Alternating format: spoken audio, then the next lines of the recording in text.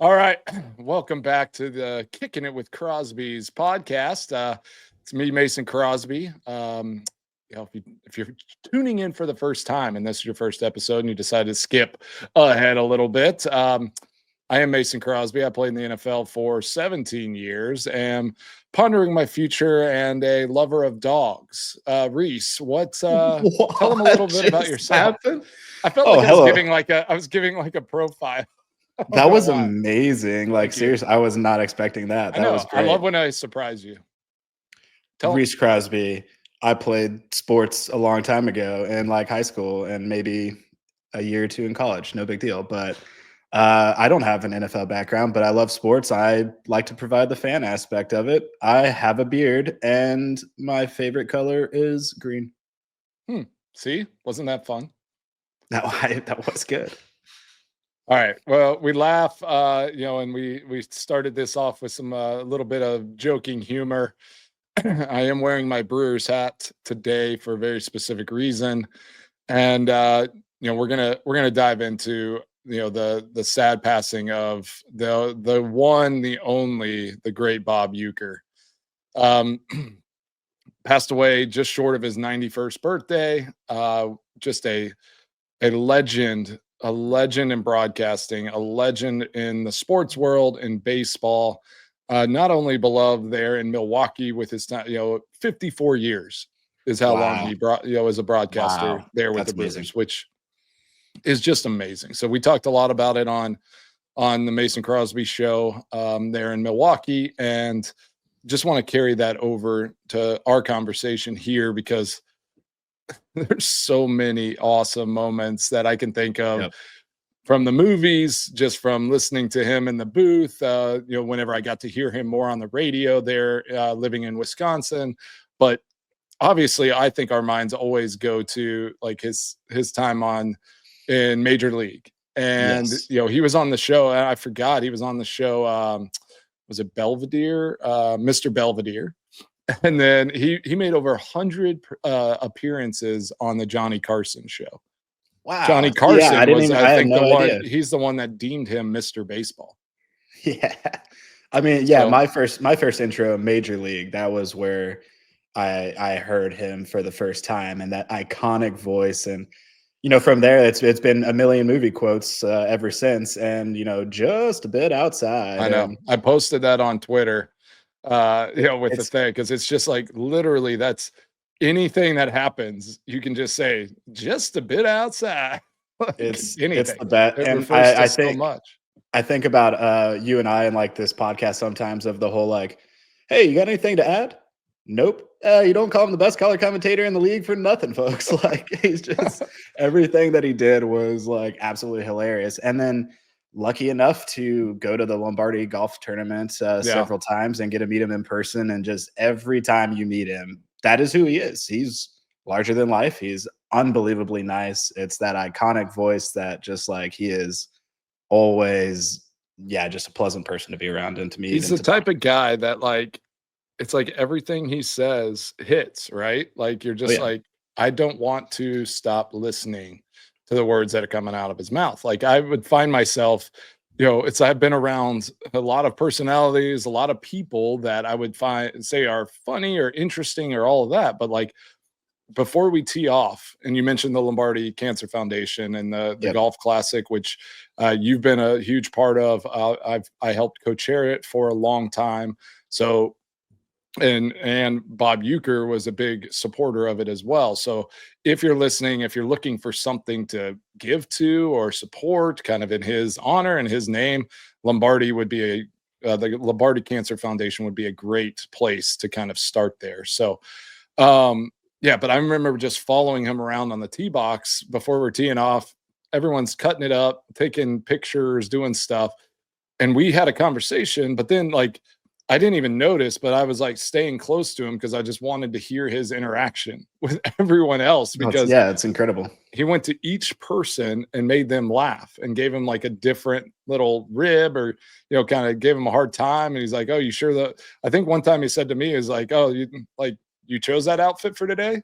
It's like, that was a choice you made. I was like, I thought I thought it worked. I'm like second guessing my whole self, but also laughing very hard because it's disarming, like he just instantly, now you're bonded. Now it's there. Now it's open. Now he's human. Now you can talk to him. And that was always, again, the thing. Like, there are a lot of big names that come to the Lombardi Golf Classic every year. And he was always the one that I like needed and wanted to talk to. He just, he had that pull. Did y'all play with him one year or no? No, I didn't. Never got to play with him. I think Rob Hall and them might have played with him one year. So I'm sure he has some stories as well, good friends of ours. But what's your favorite, what's your favorite major league quote? Because again, we had the opportunity to actually meet him, but a lot of people just know him through his voice and a way we get to see him most of the time. Exactly. Major league. Let me read a few quotes, and these aren't specifically from Major League. Okay. I was reading some of them off on my show earlier today, and just he is hilarious. So this one was a funny one that I read, and he was like, and someone said the way to catch a knuckleball, because he played catcher for a few years in the pros. Wait until it stops rolling and then pick it up. And he was a catcher. So yeah. I think that's what made him so endearing to fans, especially in Milwaukee. Like, he was born in Milwaukee. He could have left and he could have been an actor. He could have gone to Hollywood. He could have done all that, but he'd go and do movies. He'd go and do things, and he'd always choose to be back in the Midwest, back in Milwaukee. And so he is so beloved and ingrained into that community. It's awesome. And this is how he disarms you, is kind of making fun of himself. You know, and I think that's the best way. So he said, I spent three of the best years of my life in the 10th grade. And then he's like, I love this. I didn't get a lot of awards as a player, but they did have a Bob Uecker day off for me once in Philly. It's like, what? Yeah, just basically in honor of him, give him a day off. That's probably the better one that you want, to be honest. And then I like this one. I think my top salary was maybe in 1966. I made $17,000, and 11 of that came from selling other people's equipment. So just all of that is just top notch humor, and that's like him. He'd do that off the cuff, during a game, and so listening to fans of the Brewers that have grown up watching them, they've gone through some tough times as Brewers fans, right? And so they were able to lean on Bob Uecker through those tough times, because it's you're listening to the radio, you're watching and it's like, this team might stink, but Bob Uecker just is pure gold. So we're going to just keep watching and listening, because he is an icon and a legend there. Yeah, everything, like you said, pure gold. I mean, truly, just the tone of his voice, everything that came out, always quality. And then again, he's sensitive and can be sentimental and all that. And then also he's going to make fun of you instantly. So you got to be ready for anything. Well, yeah, Molly said she rode with him for just a little bit at the Lombardi one year. And, he's just talking not about himself. He's not talking about his accolades and what he enjoys to do or how important it is that he's there. He's talking about everyone else. And he's like, it's so awesome that these young players, these celebrities, people are getting together for a cause. And he's like, I just really love this community. I love the Lombardi. I love being involved in meaningful things like this. And that just was him to the core. Do you have a favorite quote from Major League? The one I use multiple times a week is the just a bit outside. And it's stuff like that, though. Just every time, he one of my other ones too is he's talking about the pitcher that's coming up, and he's like, this guy threw at his own kid at the father-son game, just little stuff like that. So they were telling me the absolute best. Someone came on the radio today, and they were talking about that when they filmed Major League, they filmed it at City Stadium in Milwaukee. I didn't. So that he was right at home. Yeah, and they didn't give him a script. They just said, "Yeah, this is what you're going to be watching." I don't doubt that and go. And I can't imagine, like, if it was scripted, it probably wouldn't have been as good. Like, I just pulled up some, and these are just, I want to read some of his quotes because they just make me die laughing. Haywood leads the league in most offensive categories, including nose hair. When this guy sneezes, he looks like a party favor. What? It's just stuff like that. Well, and then again, like whenever Wild Thing comes on and it's like, ball 3, ball 4, ball 8, ball 12. And he's like, how are these? Yeah. Like, how are these batters laying off the pitches this close? But like, he makes it look they're like going. Great, but it's hitting everything. Like it like almost hits them at one point. And it's but exactly the picture he can paint with his words that people just are still interested. Like he made the Brewers seem, they were relevant and like listened to and watched because he was speaking about them. And it's like, oh, just a bit outside, just saying it like that. When the ball's like flying into the stands, just makes everybody like, oh, okay, all right, we're getting close, we're there. I love this. Just a reminder, fans, coming up is our Die Hard night here at the stadium. Free admission to anyone who was actually alive the last time the Indians won a pennant. I just feel like he just used the Indians to then just like basically bash on the Brewers almost at points. He was basically just going through his experience. Yeah. Oh man. Don't worry. He goes, one hit, one expletive hit. And then he's like, don't worry, nobody's listening anyways. Yeah, you can't say that on the air. Doesn't he like punch his like co-host in the face one time, like as he's celebrating? Yeah, he gets drunk and takes his shirt off and everything. It's just the best. Like that, you got to go watch. If you haven't seen Major League, any of the major leagues, you got to go watch. It's a great movie, anyways. A lot of humor around it, but Bob Uecker makes the movie. That's 100%. And a guy on the show today on the radio was talking about, he was a long time he covered the Brewers, knew Bob Uecker pretty well, and he said, oh gosh, what was he talking about? I just drew a blank. But he was saying that Bob would, he was in that locker room. He was part of that organization and that culture, right? So everything he said, like nobody, no matter their age, like felt like anything different about him. Like there was no separation. He would get along with the youngest player, the oldest player, everybody involved. He'd wave to all the fans. Just like what an awesome, amazing guy. All right, so Bob Uecker, living legend whenever he was live. He's passed away here on January 16th, 2025. He will be dearly missed. We will hear his voice go down in infamy. He will always be present in the baseball sporting world. And I just, I can't wait to see what the Brewers do to honor his legacy, moving forward. I pictured them putting like his broadcasting booth, like in like a spot where fans can sit and like kind of take pictures and pretend to, do what he did for 54 years. 160 games a year for the most part until these last couple years. What an amazing legacy he has left. Yeah, absolutely incredible. It's a hard segue, but I will say that, Uecker being in all the movies he was in, I think we want to keep this movie trend going that we had on the last one. We're going to capitalize on the rom-com. I like the rom-com stuff. Mason, all right, if you didn't listen to last episode, go back and listen. You can get Mason's favorite rom-coms that he listened to or that he watched before every football game. That was like his pregame ritual was to watch a rom-com. So go to the last episode, find out Mason's favorite rom-coms. Check it out. Rees doesn't know how to make a top 3 list. So if you missed it, go check out how to not make a top 3 list and to not understand what a rom-com is. If you want that list, Rees is your guy.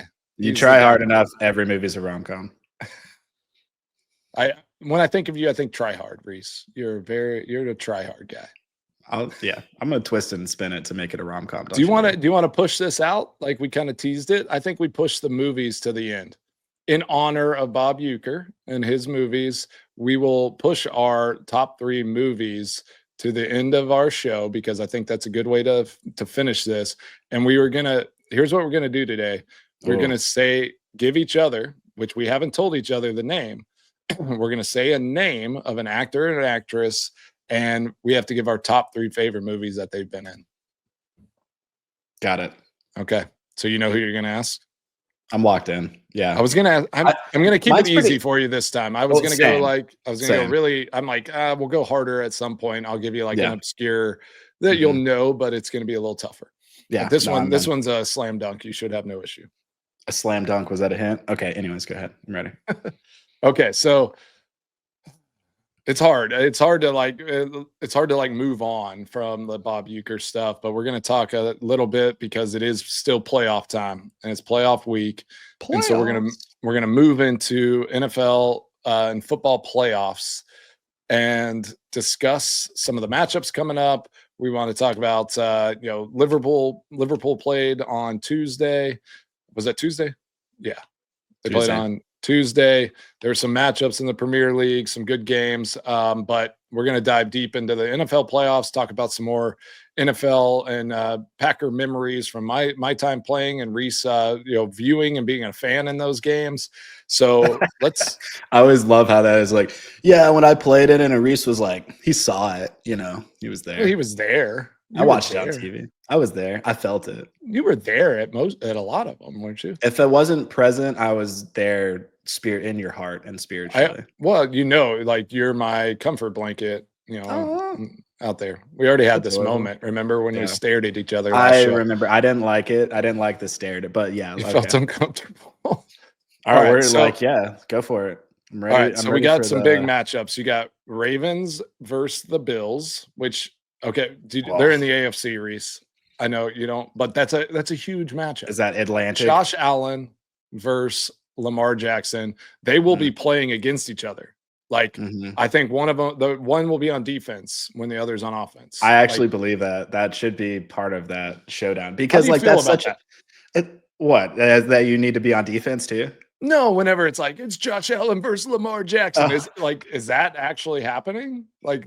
They don't play against each other. At some point, it's just like a showdown, like pregame, like who can throw it in the basket more. I'm in. But I mean, like it's finally that time of year to where you see these games during the regular season, like these big matchups, and it's great. And like every game's important, sure. But now playoffs, now it's Ravens, Bills, like you said. And it's just so great when you have these types of teams where you have superstars that can control this game. And Josh Allen's one of those guys. But like, what's good about him? You're a big Josh Allen fan. I mean, I'm a fan. I'm a Josh Allen. Okay, fan. I did not know that. All right. Yeah, I wouldn't say big Josh Allen fan, but I am a fan. Okay. Pro Josh. I'm just gonna call him Josh, just because. You're in favor of Josh. Okay. Yeah, and I mean, just because he can do it all, and he is their biggest weapon on offense. Like he is everything, in my opinion, and so. Then you flip it over to the Ravens. And again, from the fans' perspective, like Lamar Jackson is terrifying. Like that guy, same thing. He can do it all. He's not going to run you over, but he's going to run past you. He's going to make you look dumb. And then also he can hand the ball off to a fairly decent size, quick, aggressively large man named Derrick Henry, which is we had that conversation. If you could tackle him, if you think you could tackle him in a definitely not like one-on-one, like if it's just you and him, but like like the Oklahoma drill, if he's in between like tackles and he has to run at you, do you think you could get him on the ground? No. And I think again, we kind of spun it even more. Like if I'm like on an actual defense and I have he doesn't see you coming. He doesn't really know like my skill set or lack of skill set. So like he's just kind of playing like normal, and I'm there. Like I might be able to like have him trip over me as like I'm on the ground. Like I think I might like speed bump him. Yeah, like he's running in between the guard and the tackle, and like a D lineman's kind of there, and he's got to like move a little bit. I might be able to like kind of just wrestle him down, like grab an ankle, maybe. But if he knows it's me and that I have no talent in this area at this point of my life. He's able to look you in the eyes. And I'm done. Like, yeah. It's never going to happen. Like he wouldn't even trip over me in that situation. Like it's not, no, not. Well, I do think, like, I mean, even in like when I thought I could make tackles and like I thought I was like, oh, I'm a ball player, like I can still get guys on the ground. That like there's no like period in my life where I would be like, I'm gonna go and actually hit him. Like it would be literally dive at his feet, hope he kind of like hits your side or you're able to swipe his foot out from under him and maybe he catches like all the turf that he possibly can and just kind of stumbles 6 yards down the field. I'd love that. That'd be the goal. Oh, confidence would be sky high if I could ever accomplish that. Well, so yeah. I mean, all right, like getting away from the game a little bit, that just gave me a little idea. Like I do want to know real quick, hardest person you've ever tackled. Like which one hurt? Like, or which one was like, again, like he was fast. It was hard to tackle him, but like I actually hit that guy and that wasn't fun. Devin Hester was always the hardest. Like, honestly, that guy. So we see like Deebo Samuel in the NFL now. You unfortunately had to tackle Devin Hester. I had to tackle him a lot. I had to hit him a lot. It checks out. Yeah. So I have a great story about Devin Hester and like kind of my only ailments, like other than I had one in 21 where I got pitched the ball. I think we had mentioned that on an earlier episode. Catch the ball, get thrown on the ground by blockers, dislocate my AC joint, hurt so bad. Devin Hester is the only other time like I injured my upper body playing in the NFL. So, you know, I'd have all the normal ailments that a kicker or anyone doing a repetitive thing would, like the hip flexors, groin, knee, all the stuff. But my upper body usually stayed pretty unscathed, which was nice. I would imagine so. I always protected my hands for the golf game, so I was like, always make sure these guys stayed fresh. And then, but Devin Hester, like he had this innate ability, like when he wouldn't even see you, I'd be coming from an angle, and I'm like, oh man, like I'm year like 3 in the league, and I'm like, I'm still going downhill trying to hit people, and I'm like, he doesn't see me. And I'd go to like hit him in the legs and he'd cut right into me and lift his knee right into my chest, into my shoulder. Like he hit the back of my arm. I went to like cut him and like lead with like my shoulder, and his knee came up and hit the back of my elbow. And I felt like my arm was like going to fly off. You got to look down. You're like, yeah, I'm just like, what just happened? What happened? I did get him on the ground though. So, all right. I'm proud of you. But then another later on, so we're a little older. He leaves Chicago, goes to Atlanta. Kick off the ball to him. He's not as effective as a returner now at this point. Still scary, but he gets down the sideline. There's a wall of people. I kind of cap it off, and we make eye contact. And I'm like it felt like everything slowed down. I felt like we were looking at each other for like 10 seconds. And I'm like, no, don't do it. Don't do it. Don't try to run me over. And I'm like, dude, we've been through this too much. You know me. And in my mind, I like tell him with my eyes, I'm like, if you try to truck me, I'm taking your knees out. and I see his eyes get big, and he just dips his shoulders, and I'm like, oh gosh. So I just flew through his knees. I got him pretty good, actually. Go through him, get out of bounds. I get up and I'm like, dude, what are you doing? Like you were running out of bounds. Like we had guys there, and he's just like, dude, I don't know. I see a kicker. I see like, some like other opposite color down the sideline. I'm going to run it over. And I was like, I get it, but hey. The telepathic communication, like don't do it. I was trying to send it to him. I'm like, no. And he's like, I was like, I'm good. I'm gonna hit you. I'm gonna get you in the knees. So those are my moments. Hurt every time. I did not enjoy those tackles. And he, not I wouldn't say he's just a massive human being, but just the way he ran was mean, physical, and he knew exactly when to like drive his knees right whenever you were about to hit him. Right. Yeah. And then on the opposite side, you have Derrick Henry, who's, I think he's like 7'9" and weighs 380 pounds or something. I'm pretty sure, like just by looking at him, he's a monster. Yeah. But yeah, it's, I think it's going to be a good matchup. I am going to go with pretty much a pick 'em game. I mean, I'm gonna go. Oh man, I'm gonna go with the Bills. I get to pick first. Going Bills. Oh, all right. Yeah, I'll happily take the Ravens in this one. You didn't seem super happy at first. Do you think the Bills are going to win? Kidding? No, Ravens are going to win. Ravens are going to win. They're going to crush them. Oh, crap. Not crush them. No, they're going to win by they're going to win by Mason crush him. He said they're going to crush him. I heard him. All right, we lingered a long time on that one. Let's dive into the other 3 games real quick. We'll go quicker. So we'll go the other Texans, Chiefs. Chiefs are going to win that game. Let's just move on. Next. That's a tech quarterback. That's for you. They got a tech quarterback. How do they lose that game? They can't. Graham Harrell, college. Big news. Yeah, big news. Oh my gosh, thank you. That was not even planned. I love that segue. My favorite NFL quarterback to ever exist, Graham Harrell. Aaron Rodgers was lucky for all those years to start over Graham Harrell. Don't know how he pulled that one off because Graham Harrell, number 1 Texas Tech athlete, person, human. Big Graham Harrell fan. It's the best. Yep. Yeah. Obviously, his time in Green Bay, he was such a fun. I mean, he was a funny guy. Love Graham. He's gotten into the coaching world and doing a good job. But congrats, Graham, getting into the College Football Hall of Fame. Your time at Tech was special. It was special, and Rees has weird feelings about you. It was just so. It was so. I miss him so much. It was so good. God, I'll never forget. Never forget. Graham.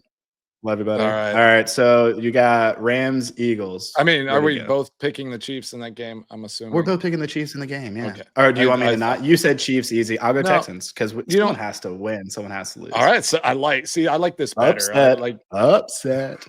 All right. So we alternate picking. So now you. That's what I was about to say. Pick. Okay. So which game? But I get to pick which game. I get to pick which game. Let's pick the. All right. The Eagles-Rams game. You get to go first on this one. Eagles. Yeah. Wow.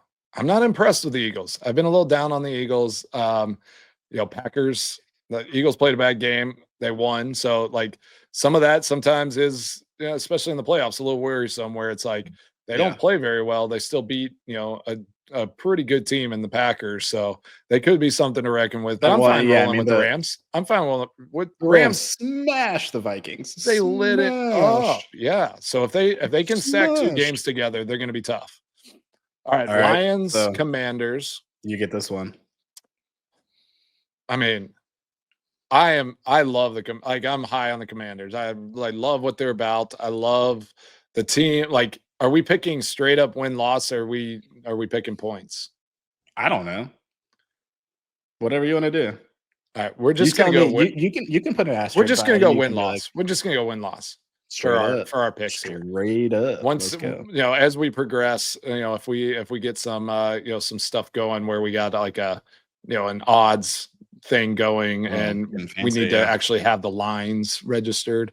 It is a minus. Detroit is minus 9.5 in this game, but I'm picking the Lions to win this. Okay. Yeah. Go Commanders all the way. I'm feeling good about it. I wasn't a Commanders fan. I think Commanders might cover that. I think it's going to be a tight game, but Lions are a good team. They're going to be tough. Yes, exactly. I wasn't a Commanders fan before, but now I am. All the players that I love are Jaden Daniels and the other guy, and then there's that one guy who plays the guy. So the coach. You like the coach? Yeah, coaches. The hat. There's coach guys. He wears the hat. He does wear a hat. Yeah. I like the play calls whenever they cover their mouth. Those are only for the Commanders though. They do it. Yeah. Everyone else does it. It's tacky and I hate it. But whenever the Commanders do it, all in. Let's go Commanders. All right, let's hit real quick. Kind of hear what's the playoff memory you want to dive down? Well, okay. I think and it just happened, right? It just happened, and that's why it's fresh on my mind. You know what it is. So January 15th, 2017, the Green Bay Packers go to Dallas, home of the Cowboys. It is the playoffs. It is heated rivalry. Ice Bowl history. Dang. The Cowboys are winning.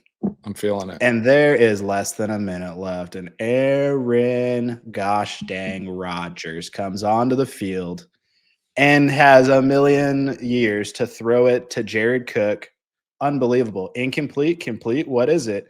He caught it, unlike Dez. Boom. Let's hit that. And then who comes onto the field? Mason Crosby makes it. Timeout. Guess what happens again? Kicks it. What does he do again? He makes it. Okay, be honest. Since it's our show now, were you worried I missed it? Did you think I missed it? I was not worried you missed it. All right, because I know there's some talk. I will tell it was a little pull fade. I just kind of pull faded it. It was wobbly. Now that I watch it, I'm like, I hit it hard though. That thing was beat. But what people don't understand, like where you're lined up with the hash, it was never outside of the upright. It was always inside the upright from the actual angle you kicked it from. Anyways, my story behind that is, well, a lot of people don't know. I'm a widower, but my wife was diagnosed with cancer the month before this happened. And so I was at home. I wasn't even in Dallas, and we were streaming the game. So I had my phone next to me. And as it comes down, my phone always starts to buzz towards the end of Packers games, like in the last couple minutes. And so what happened was we're in Texas, living in Texas our whole life. So we're surrounded by Cowboys fans forever. Me and my friend Jamie have been the only Packers fans my entire life since kindergarten. And my phone starts to buzz. And it starts to buzz, and then it like doesn't stop. So I literally grab it and I tossed it across the room. Like I'm like, I don't want to know either way. It's either he made it, how awesome was that, or in your face he missed it. Like take that. So either way, grab the phone, toss it across the room, and then you made it, and it was epic. And then I think my favorite thing from that is whenever they put the Celine Dion music over the top of it and then slow-mo it. That just hits different. I don't like, they should do that for everything. I mean, everything. Yeah. But it's the best. Yeah. All right. No. So like that's my story. That's my story. That's where my heart goes on from. And I want to hear your side of it. How was that for you? Yeah. So the last 2 minutes of that game were crazy. So we were, I think we were tied, and we stall out just under 2 minutes, and it's a 56-yarder that I have to hit at first. Yeah. So that one was squirrely. I hit a little talk about a little leaner.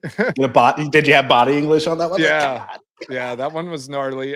Tried to crush it, kind of, caught it a little high on the ball, and had a little nasty English. But if for our soccer listeners and like our love of soccer, it was just like hitting that little knuckler into the top corner. It's like it's a free kick. I just bent it in there a little bit. If it goes in, it was on purpose. If it goes in, it was on purpose. Oh yeah. Well, I felt the pressure, so I had to kind of feed it. I had to hit it outside the foot a little bit.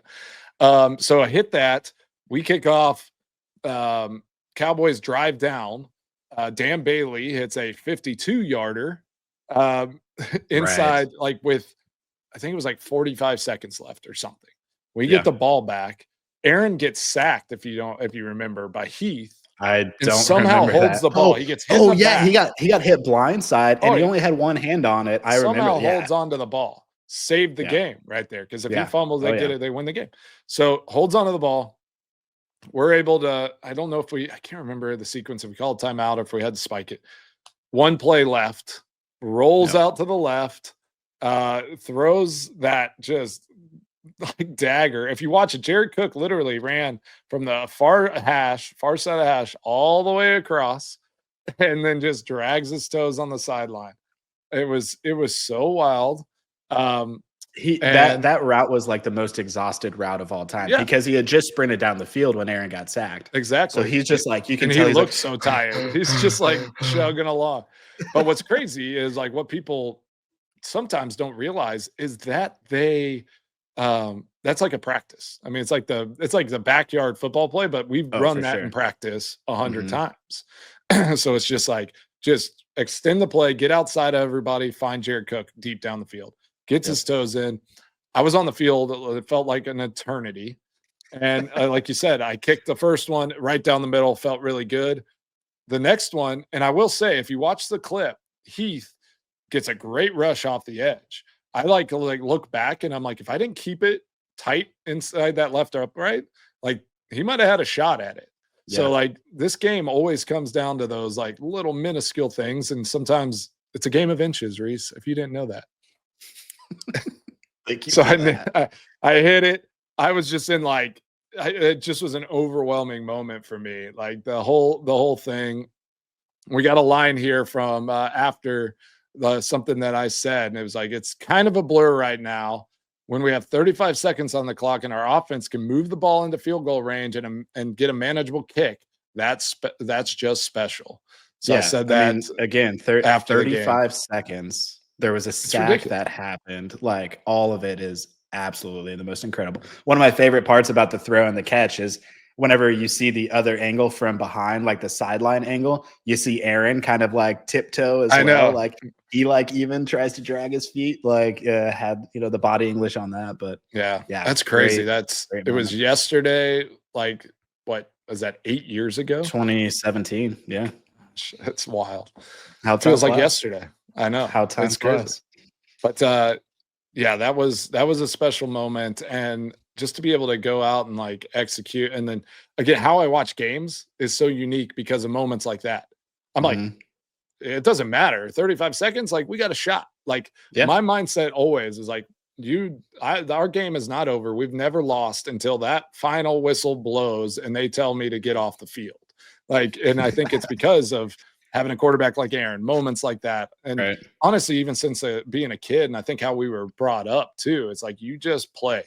You go until till it's over, and then you let the chips fall where they may. Just lay it all out there. So I feel so thankful I got to be part of those moments. And that's stuff. And you referenced it a little bit, and we won't dive deep on this show, but I kind of want to dive back into some of our stuff on future episodes on what you said about Brittany. Because that is such a important part of your life and something that has obviously truly affected you and our family in so many ways. And I want to talk about, how your journey with living life on purpose, and like how every day is another opportunity to go and seek out joy and seek out adventure, because you and Brittany truly did that, especially there towards the end of her life. So I always look to you and that at like kind of that zeal and that zest for life, and to be able to go and chase those big moments is really important. Yeah, no, I mean, exactly. And like, that's one of those examples of doing that. I mean, what an epic moment, what a good memory. And there were so many after that too. And then, yeah, like I'd love to tell more stories about my late wife, Brittany, and I call her Britt a lot. Britt. And Britt. Yeah, I mean, like, what are the odds that I found another Packers fan in Central Texas who's from the same hometown that we are? And like, what a crazy life and a crazy experience. But yeah, like, let's dive into some live life on purpose stuff later episodes. Yeah, I think next episode and like episodes moving forward, we'll definitely have like some time to talk about like how we're living life on purpose, and always make sure that Britt's memory continues to to be at the forefront of like why we do the things we do, and why we're kind of taking these journeys, because I know you're always seeking out that next journey and that next adventure. So we try to do the same thing here at our house as well. So as we segue and we kind of finish this, I just want to hit on, not obligatory because we love it, soccer. We got to talk a little soccer. We got to talk about Liverpool. This is always my favorite part. I always like this soccer part. Like that other football is weird, but your football stuff is really. I mean, I like you. I like your takes. I like your football. Josh Allen. That's Commanders. See, dude, I'm nailing it. I got the buzzwords down. I know some stuff, dude. I got NFL, AFC, football again. Field goal, win. Yeah. Super Bowl. All right. I got this. I'm ready, man. Liverpool got back into the Premier League matchups, kind of had some midweek stuff. Liverpool plays Nottingham Forest. They come out with a tie.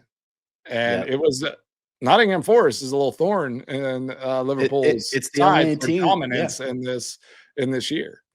Yeah, so Liverpool's lost twice ever in the new coach's reign, if you will. Yeah. And the first Premier League game that they lost, only Premier League game that they lost, was to Nottingham Forest. 1-0 at Anfield, so at home. And then so now they go to Nottingham Forest, like City Stadium, and they tie. Like they got scored on in the 8th minute. And then just the crazy stuff about soccer. So they did a substitution. They brought on two new guys in like the 66th minute, I'm pretty sure. Those two guys, it's on a corner kick. So one guy goes to the corner, he kicks it, and the other guy that got subbed in heads it in. So literally the first touch of the game, 22 seconds after coming onto the field, they have an assist and a goal, and ends in a 1-1 tie draw. And 1-1 draw. We're on the soccer now. We'll say the soccer. We can switch it. Yeah. And so, pretty, decent result, I guess, of coming from, behind, but at the same time, you just expect so much better. But at the same time, as like that put Nottingham Forest into second place. So it's not like you're playing someone before and or someone way lower in the table. It's a top 3 team. So pretty special. And then, Arsenal jumped back up. They ended up beating Tottenham, and so they'll be in that second spot. It's tight. Liverpool was at the top of the table around this time last year, and they got caught and surpassed, by a couple teams. So we're still weary right now. Like how they're playing, like what they're doing. They've started off 2025 a little like it's just a little rocky. It's kind of like a little different look than like the confident, dominant performances that they had throughout the early parts of 24, but still confident in this team. I think they're going to, do awesome things. I can't wait. They're dominating the Champions League. And we're going to talk more soccer as the NFL season comes to a close in these playoffs. We're going to deep dive into our passion for the sport and start giving some real good comparisons and contrasts between American football and what like the international sport of soccer is around the world.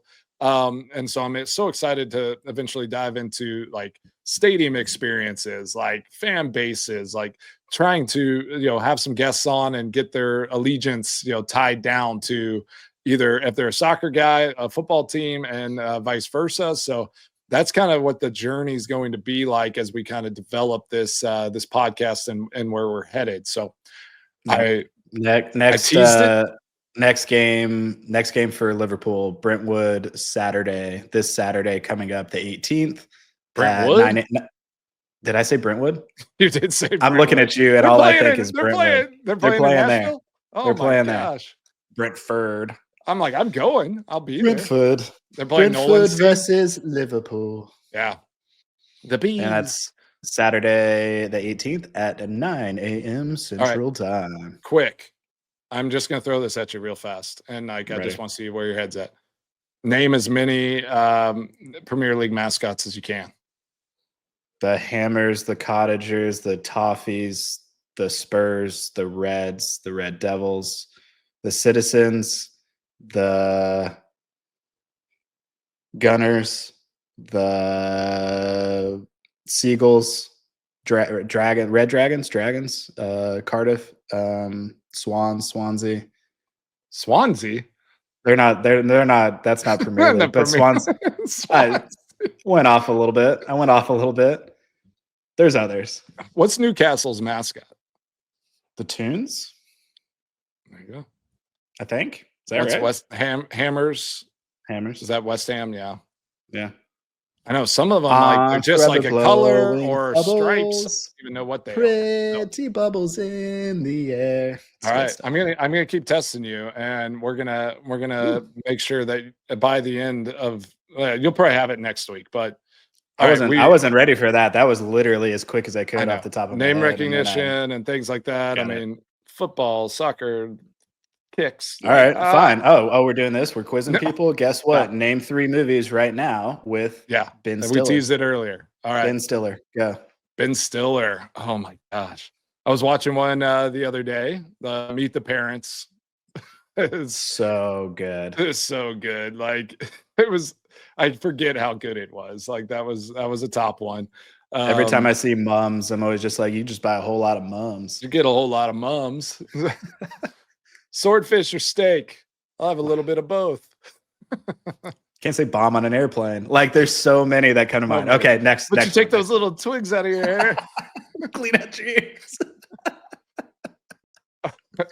All right. This one's it's funny, but I love watching it with the kids. Is the Night at the Museum movies? Love all the night and I can't just name one. I do think the is it the second one? It might be my favorite. It's pretty with like Custer and and then we do that all the time. Amelia Earhart. Those are good. Yeah, exactly. Oh, another the last Ben Stiller movie. Let's see. I'm gonna go with Along Came Polly. I love Along Came Polly. That's a good one. It's like, almost that's like another one with the line. Yeah, well, part of me is almost not because of him, but it's like Philip Seymour Hoffman is a great character in that. But Philip Seymour Hoffman, that might be one of the best roles ever played. Like he's pretending he's a child star. And he hires a camera crew to follow him around for True Hollywood Stories. His own, and they hadn't even hired it. He just hired it just in case. Oh, yeah. Crocodile Tears. Those are my 3 Ben Stiller movies. Crocodile Tears. When he's doing that, he's like, he's like trying to fake his way through the presentation. So good. Raindrops. Oh my gosh. Let it rain. Let it rain. Old school. You got Sasquatch over there. Oh, it's so good. Ben Stiller's face going down.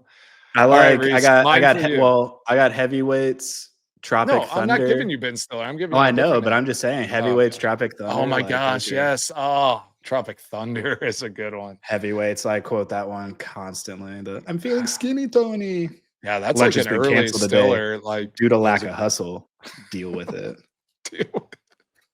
All right, all right. Mine for you is not necessarily similar, but kind of gone more of the comedy route. Mark Wahlberg. The Other Guys. Yes, I knew you'd go that one. I mean, that's number one. Simple. Daddy's Home is always good, but what's funny about Daddy's Home is I don't necessarily like those movies as super funny, but hanging out with like you and watching them and how much you like it makes it a lot funnier. Like and some of the references. The whole scene in what I think it's the second one, whenever they're talking about the thermostat. Oh, I know. And like everyone can relate to that. It's like, this is madness. Like that one. Even Will Ferrell and his dad, who are like kind of sensitive, they're like, get control of your home. Like this is ridiculous. This is madness. Okay, so we got The Other Guys, number one. Then I guess we'll go Daddy's Home again, just because like your references to it always make it absolutely hilarious.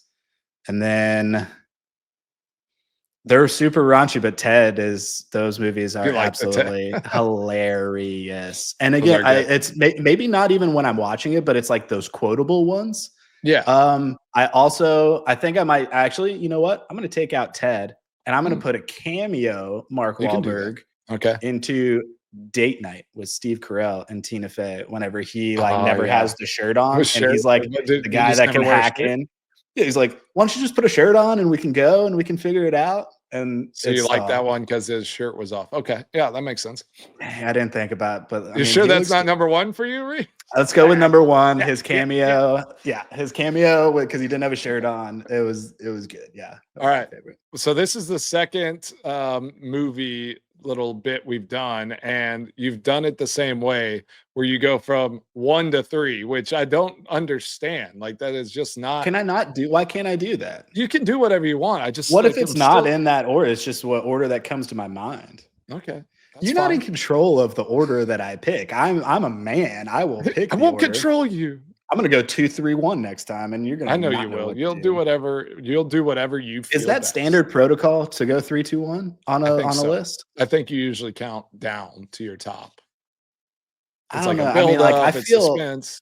But like, who made up? But you're like Barney Stinson from How I Met Your Mother. You want it to like start good and just all rise. It's all rise. All rise. Yeah. The Get Psyched mix. The Get Psyched mix. It's all rise. I like and that. like, okay, see, seriously though, I don't know if like that's the actual You're rule. Gonna keep going. Okay. Well, I like this is important to me. Yeah. And I don't we need some guidance. So yeah. Please give us some input. Let us know. Like, we're going to post all these. We would love to have everybody, tune in and tell us your favorite movies from those actors, your favorite 3 rom-coms from our last episode, and then maybe some input on how you should rank things. Does it go 3 to 1, or should it go 1 to 3, or is it just kind of a random order? I mean, I think rankings have a place, but it's fine. These are just top 3. Rees doesn't rank them. So I'm not good at lists. My top 3 Ben Stiller movies from 3 was what did I say? I can't remember. I went. What was my third one? I know it was the not National Treasure. The Night at the Museum were number 2. Along Came Polly's number 1. And then number 3 for me, Ben Stiller, is Meet the Parents. Meet the Parents. Yeah. Yeah. All of them, man. What order was that in? Was that 2? That was 2, 1, 3. Okay. I just forgot what my number 3 was. I do think that Tropic Thunder and there's other movies that could pop in there. So those are my Ben Stiller, your 3 Mark Wahlberg movies in no particular order. I don't have an order. We're gonna take other guys. Yes, that's number 1. I'm starting that. I will. Right. I will. I agree with you on that. So we'll go Cameo and Date Night. Absolutely hilarious because the whole commentary around it. Love it so much. The Daddy's Home, like quoting after the fact, is always great. But then number 1 by a landslide is The Other Guys. The Other Guys. Will Ferrell and Mark Wahlberg. Oh, they're a good combo. They're a good combination. So good. All right. Well, hey, appreciate y'all jumping on, listening to our show. We went a little long, but always fun. I love this movie rundown. We're going to keep that rolling. On the next episodes, we're going to start talking about how we live life on purpose, maybe dive into a little bit more of our stories from growing up and like kind of how we got to where we are today, and diving deeper into like who we are and what we're about. And we'll just keep diving into the playoffs. We have a big divisional round NFL playoffs this weekend. So we'll be watching, and we'll be dialed in for our next episode to recap those and have a look forward into the championship round. So have a great weekend. Enjoy the show. Awesome being here. Kicking it with the Crosbys. Later.